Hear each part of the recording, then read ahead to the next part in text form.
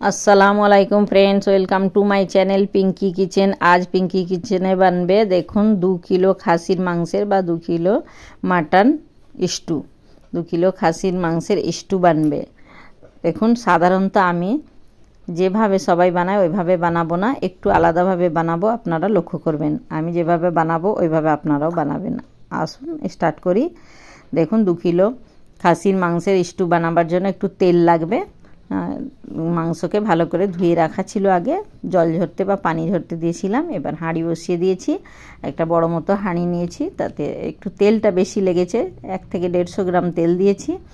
আর পেঁয়াজ কুচি 750 পেঁয়াজ কুচিয়ে রাখা ছিল। আর তেলেতে, গরম তেলে 4টে শুকনো লঙ্কার ফোড়ন দিয়েছি। আর খুব কম মশলাতে একটা খুব সুন্দর একটা লাজিজ রেসিপি বানবে। আপনারা দেখবেন, লক্ষ্য করবেন, ভালো করে এভাবে বানাবেন।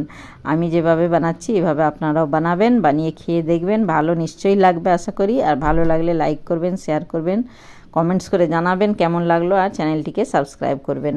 দেখুন পেঁয়াজ বেরেস্তা করা হয়ে গেছে। পেঁয়াজ কিন্তু খানিকটা তুলে নিয়েছিলাম। দেখুন এবার মাংসগুলো দিয়ে দিচ্ছি, আর তার সঙ্গে কাঁচা পেঁয়াজও দিয়ে দিচ্ছি। কাঁচা পেঁয়াজ বেরেস্তার ওপর দিয়ে আর মাংস দেবো, আর একটু পেঁয়াজ দেবো মাংসের সঙ্গে। তো এটা এইভাবে বানাবো, আপনারা দেখবেন। দেখুন কাঁচা পেঁয়াজ আর মাংস দিয়ে দিয়েছি হাঁড়িতে।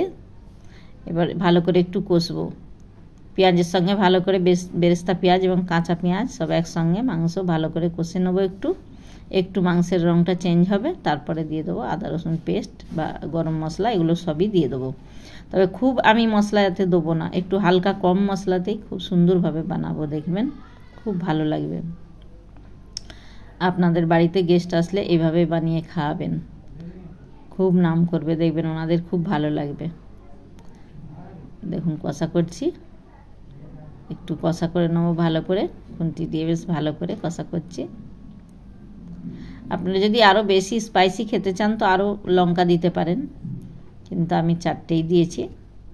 এবার আমি আদা রসুন পেস্ট দিয়ে দেবো, 3 থেকে 4 চামচ দেবো।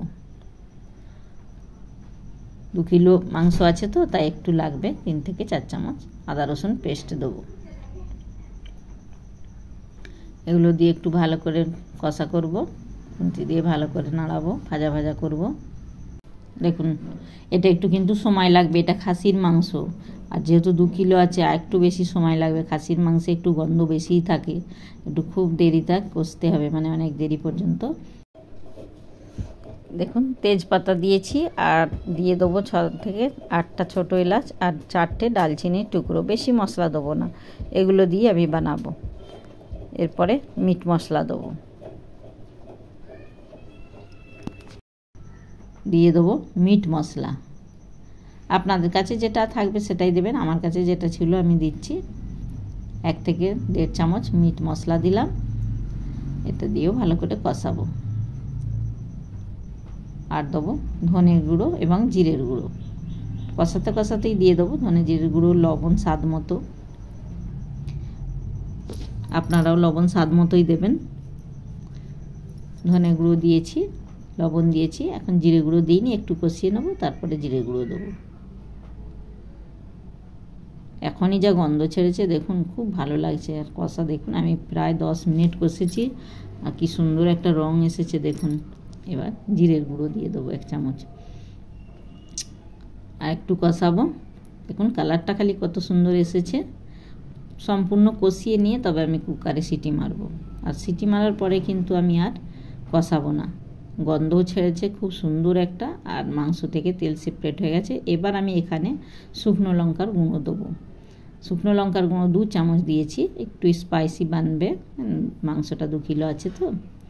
এবার দিয়ে যতটা আমার প্রয়োজন গ্রেভির সেই হিসাবে আমি পানি দেবো, খুব বেশি পানি দেবো না, স্টুটা একটু গ্রেভি হবে। দেখুন কালারটা খুব সুন্দর এসেছে, দেখে নিচ্ছি কতটা লাগবে আমার গ্রেভির পানি, অতটাই দিলাম। এবার সিটি, কুকার বন্ধ করে দিলাম, 6 থেকে 7টা সিটি মারব। সিটি মারা হয়ে গেছে এবং ওটা ঠান্ডা করে নিয়েছিলাম। এখানে ঢালানোটা আর দেখানো হয়নি, ভিডিওটা করা হয়নি, তো ঢালা হয়ে গেছে হাঁড়িতে। দেখুন এবার আমি ফোটাচ্ছি আর 2 চামচ মতো ছুরি দিয়েই দেবো, 2 চামচ মতো ঘি দিয়ে দেবো আর 2টো কাঁচা লঙ্কা দিয়ে দেবো। কাঁচা লঙ্কাটাও যখন ঢালা হয়েছে তখনই দেওয়া হয়েছে, ভিডিওটা আসেনি। দেখুন কি সুন্দর লাজবাব রেসিপি বেনেছে।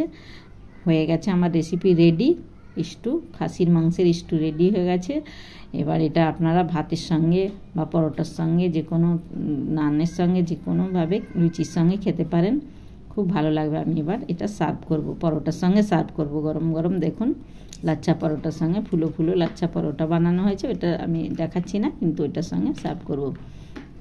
আপনারাও এইভাবে বানাবেন, বানিয়ে খেয়ে দেখবেন। ভালো লাগলে লাইক করবেন, শেয়ার করবেন, কমেন্টস করে জানাবেন এবং সাবস্ক্রাইব করবেন চ্যানেলটিকে। দেখুন কত ভালো লাগছে। আল্লাহ হাফিজ।